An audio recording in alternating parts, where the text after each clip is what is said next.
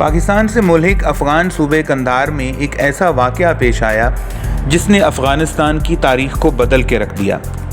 ہوا کچھ یوں کہ وہاں پر ایک مقامی جنگجو کمانڈر نے مدرسے کے ایک طالب علم کو زیادتی کے بعد قتل کر دیا۔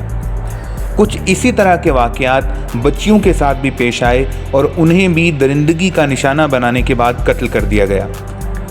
یہ معاملہ سارے افغانستان میں درپیش تھا، لیکن قندھار میں صورتحال مختلف تھی، کیونکہ قندھار سے سینکڑوں افغان نوجوان طالب علم پاکستان کے صوبے بلوچستان میں مولانا فضل الرحمان کے مدرسوں میں زیر تعلیم تھے۔ یہ تمام طالب علم افغانستان میں اس صورتحال کی وجہ سے بہت پریشان تھے۔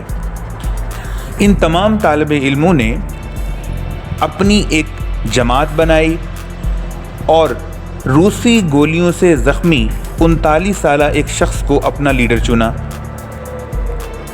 ان طالب علموں نے اپنے آپ کو بعد میں طالبان کہلوایا اور ان کے لیڈر کا نام ملا محمد عمر تھا۔ اس طرح افغان طالبان کا آغاز ہوا۔ ملا عمر اور طالبان کے دیگر لوگوں نے اس کمانڈر کو جس نے بچے کے ساتھ زیادتی کی تھی اس کو قتل کر دیا، اس کا اسلحہ اپنے قبضے میں لے لیا۔ اس کے دیگر گارڈز بھی طالبان کے ساتھ مل گئے۔ آہستہ آہستہ ان کی شہرت بڑھتی گئی۔ قندھار میں اور پورے افغانستان میں جگہ جگہ وار لارڈز نے اپنے ناکے قائم کر رکھے تھے جس سے وہ لوگوں سے چنگی وصول کرتے تھے۔ طالبان نے آہستہ آہستہ وہ تمام محصولات کو ختم کیا۔ طالبان کے اس اقدام کی وجہ سے افغانستان کا تاجر طبقہ ان کے قریب آیا اور انہوں نے کہا کہ اگر وہ اسی طرح سے ان کو تحفظ دیں گے تو ان کی مالی امداد بھی کی جاتی رہے گی۔ طالبان کا اثر رسوخ بڑھتا گیا اور طالبان پورے افغانستان میں پھیلتے گئے۔ افغان طالبان بن تو گئے، لیکن پاکستان سے افغان طالبان کا پہلی دفعہ رابطہ کیسے ہوا؟ جن دنوں افغانستان میں طالبان زور پکڑ رہے تھے ان دنوں پاکستان میں پاکستان پیپلز پارٹی کی حکومت تھی۔ پاکستان پیپلز پارٹی کی اعلیٰ قیادت اور اس وقت کی وزیر اعظم محترمہ بینظیر بھٹو شہید، ان کی شدید خواہش تھی کہ سینٹرل ایشین اسٹیٹس کے ساتھ اپنے تجارتی تعلقات کو بہتر کیا جائے، کیونکہ پاکستان وہاں سے تجارت کر کے وسیع مالی اور معاشی فوائد حاصل کر سکتا تھا۔ اسی چیز کو مد نظر رکھتے ہوئے ترکمانستان سے تیل، گیس اور کاٹن کے معاہدے سائن کیے جانے تھے، لیکن اس سارے معاملے میں سب سے بڑی دشواری یہ تھی کہ جن راستوں سے قافلہ گزر کے آنا تھا وہ سارا راستہ افغانستان کے اندر سے گزرتا تھا۔